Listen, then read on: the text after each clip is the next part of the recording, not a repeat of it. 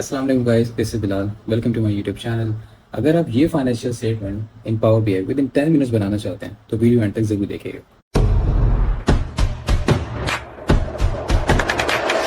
Power BI पर financial statement बनाने की डिफरेंट अप्रोचेज हैं, बट आज जो हम अप्रोच यूज़ करने वाले हैं वो बहुत ईजी है और बहुत फ्लेक्सिबल। उसके लिए आपको एक एक्सेल फॉर्मेट की मदद चाहिए होगी जिसके ऊपर आप पूरे अपने पीएनएल का स्ट्रक्चर बनाएंगे।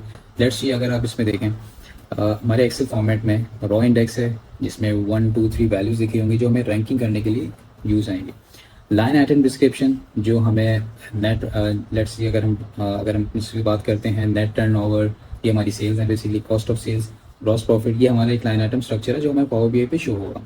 Then we have line item ID.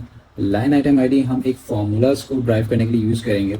Let's see, अगर हम कॉस्ट ऑफ सेल्स की बात करें तो यहाँ पर हमने एक ब्लैंक स्पेस यूज़ की है।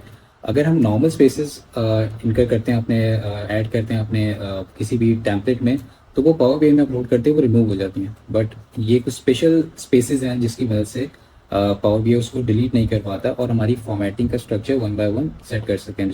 तो वो किस तरीके से ऐड कर सकते हैं वो हमें इसमें जाना है। एक्सेल में ही इंसर्ट में सिंबल में जाएंगे, तो सिंबल में स्पेशल कैरेक्टर्स में EM स्पेस होता है, तो आप बेसिकली वो इंटर करेंगे। Then we have the data set जो हमारे फाइनेंशियल का डाटा है जिसमें डिफरेंट लेजर्स हैं, वो डाटा यहाँ पर है।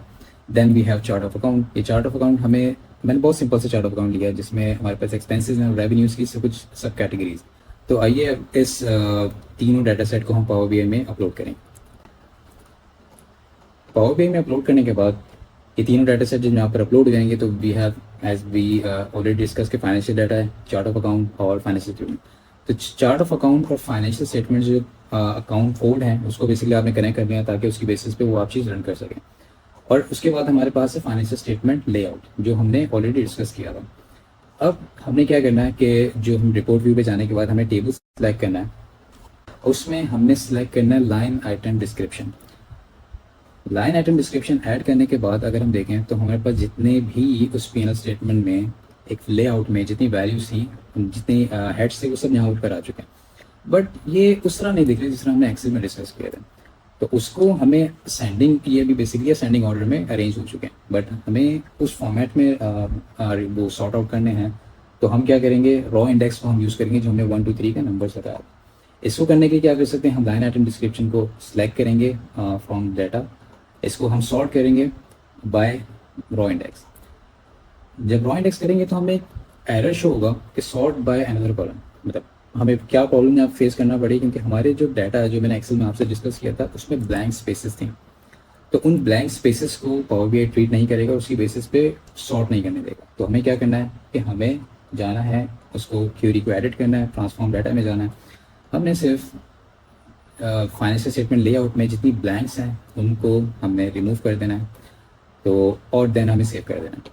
उस सेव करने के बाद अब दोबारा अगर आप सॉर्ट करते हैं on the basis of raw index तो वो आपका जो फाइनेंशियल डैशबोर्ड है उसी सेम फॉर्मेट में लोड हो जाएगा। लेट्स सी, करके देखते हैं। अब अगर हम रॉ इंडेक्स वाइज इसको सॉर्ट आउट करते हैं तो ये अब उसी फॉर्मेट में सॉर्ट हो गया जो हमने एक्सेल फॉर्मेट में देखा था। हमारा डाटा जो है वो इस फॉर्मेट में रेडी हो चुका है जो हमने एक्सेल में डिस्कस किया था।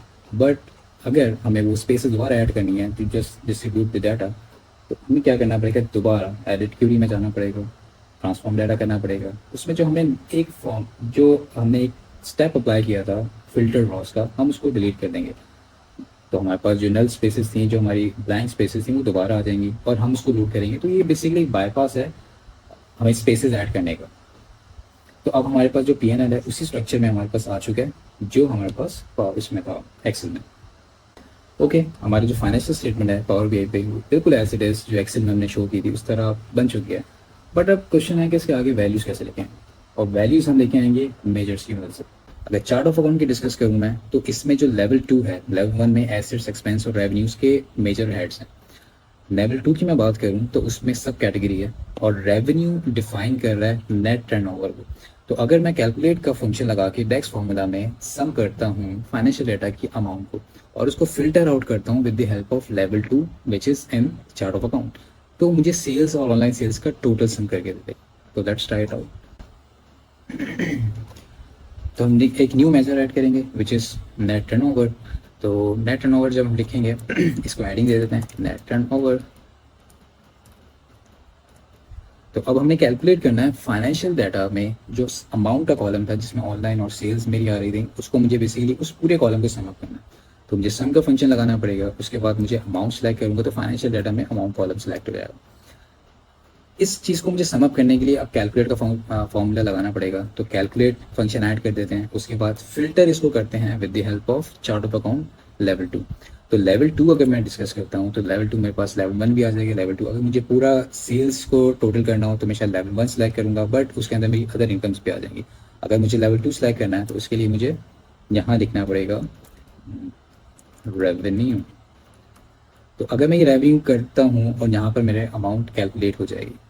अगर हम ये करते हैं तो उसके बाद हमारी नेट टर्नओवर का जो फॉर्मूला एक डिज़ाइन हो जाएगा with the help of DAX formula. तो अगर मैं इस लाइन को सिलेक्ट करता हूँ तो मेरे पास हर लाइन पर नेट टर्नओवर लिखा हुआ आएगा, बट मुझे हर वैल्यू की जगह अलग एक अमाउंट चाहिए। तो मुझे क्या करना है, हर फॉर्मूला के लिए, हर लाइन के लिए मुझे बेसिकली ये एक फॉर्मूला ड्राइव कर लेना है। इसी तरह मुझे सारे मेजर्स कैलकुलेट करने हैं फॉर ईच लाइन आइटम। तो इसी तरह मुझे कैलकुलेट करना है कॉस्ट ऑफ सेल्स का भी। तो कॉस्ट ऑफ सेल्स का अगर हम मेजर बनाएंगे तो calculate sum financial amount then level 2 equals to cost of sales. इस तरीके से डेक्स फॉर्मूला हमने ईच लाइन का बना लिया। अब हमें एक कैलकुलेट करनी है, एक मेजर कैलकुलेट करना है, जिसके थ्रू हम जितनी भी कैलकुलेशंस हमने इंडिविजुअल जो मेजर कैलकुलेट किए उनको आगे उस वैल्यूज के आगे प्लेस कर सकेंगे। तो हमें एक न्यू मेजर डिज़ाइन करना है। उस मेजर को डिज़ाइन करने के लिए लेट्स सपोज हम उसका नेम रख देते हैं P&L अमाउंट। अमाउंट हमने बेसिकली स्विच करनी है वैल्यूज़, तो हम स्विच का फंक्शन यूज़ करेंगे।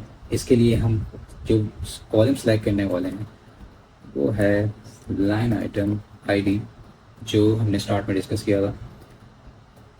उसको मुझे नेट रेवेन्यू जो यहाँ पर लिखा है इस टेबल में, मुझे नेट टर्नओवर जो लिखा है उसको मुझे रिप्लेस करना है जो हमने मेजर कैलकुलेट किया। तो बेसिकली इस वैल्यू के आगे नेट टर्नओवर पूरे टेबल में सर्च करेगा, उसके आगे वो जो नेट टर्नओवर का मेजर हमने कैलकुलेट किया उसके आगे वो प्लेस कर देगा। तो लेट्स सपोज कि अगर हम इस फंक्शन को यहाँ यूज़ करके चेक करते हैं विद नेट सिर्फ नेट टर्नओवर हम यहाँ पर यूज़ करते हैं। तो अगर मैं ये वैल्यू यहाँ पर प्लॉट करता हूँ जो है नेट P&L अमाउंट, तो अभी मुझे ये अमाउंट दे देगा नेट टर्नओवर की। इस तरीके से P&L अमाउंट की हमने अभी तक अमाउंट कैलकुलेट की है सिर्फ नेट टर्नओवर की, और हमने इसको स्विच करवाया तो इसने सिर्फ अभी नेट रेवेन्यू की अमाउंट यहाँ पर प्लॉट कर दी। तो हमने इसको अगर ओपन करके देखना है बाकी वैल्यूज जो हमने अभी फिलहाल कैलकुलेट नहीं करी, तो हम ये सिलेक्ट करेंगे option show items with no data. तो बाकी जो अभी अमाउंट्स है वो कैलकुलेट अभी दिखना शुरू हो जाएगी, जो अभी कैलकुलेटेड नहीं है सिर्फ वो ब्लैंक शो होगी। अगर हम इसमें एक्सटेंड करते हैं और हम 1 बाय 1 अगर कॉस्ट ऑफ सेल्स को रिप्लेस करते हैं, कॉस्ट ऑफ सेल्स का जो मेजर है उसकी वैल्यू उसके आगे प्लॉट करते हैं, देन अब देखते हैं इसके बाद क्या होगा। अब इसके बाद क्या होगा कि आपको कॉस्ट ऑफ सेल्स की भी अमाउंट वैल्यू दिख जाएगी।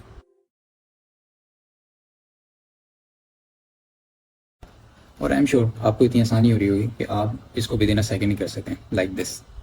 ओके गाइस, सो फाइनली जो P&L अमाउंट का जो मेजर है जो हमने स्विच फंक्शन के को यूज़ करके हमने कैलकुलेट जो हमारे कैलकुलेट मेजर्स हैं उनकी वैल्यूज़ को प्लेस किया था उनके फ्रंट पे, तो वो बेसिकली हम कंप्लीट कर चुके हैं। और उसकी जो मेजर की जो पूरी कैलकुलेशन है वो इस तरीके से है कि नेट टर्नओवर के आगे net turnover, cost of sales, gross profit equals to net turnover minus cost of sales. या आप डिफरेंट मेजर भी कैलकुलेट कर सकते हैं ऑलरेडी डिस्कस, और यहाँ पर भी आप कैलकुलेट कर सकते हैं। तो इस मेजर को रन करने के बाद अगर हम वैल्यूज देखें तो यहाँ पर प्लॉट हो चुके हैं। अगर यहाँ पर लेट्स सपोज हमें टोटल जो वैल्यूज हमें नहीं चाहिए तो हम यहाँ पर जाएंगे फॉर्मेट में, टोटल को ऑफ कर देंगे तो वापस टोटल यहाँ से रिप्लेस हो जाएगा। तो ये फाइनल अमाउंट हो जाएगी। इस अमाउंट की जो हमने मेजर कैलकुलेट किया इसकी फॉर्मेटिंग भी कर सकते हैं। लेट्स सपोज अगर हमें नंबर्स में फॉर्मेटिंग करनी है और with decimal places equals to 0, तो हमारी ये सारी इसकी values in terms of comma separated values में कन्वर्ट हुई। तो होपफुली गाइस ये वीडियो आपको काफ़ी हेल्पफुल रही होगी, और आप उम्मीद है कि आप इसकी मदद से अपनी फाइनेंशियल किसी भी कंपनी के लिए या अपनी प्रैक्टिस के लिए बना पाएंगे। तो अगर ये वीडियो आपको हेल्पफुल लगी तो please like, subscribe and share. और कोई क्वेश्चन, कोई क्वेरी इस वीडियो से रेलिवेंट हो या रिलेटेड हो तो ज़रूर आप कमेंट सेक्शन में ज़रूर मैंशन कीजिएगा। थैंक यू, अल्लाह हाफिज़।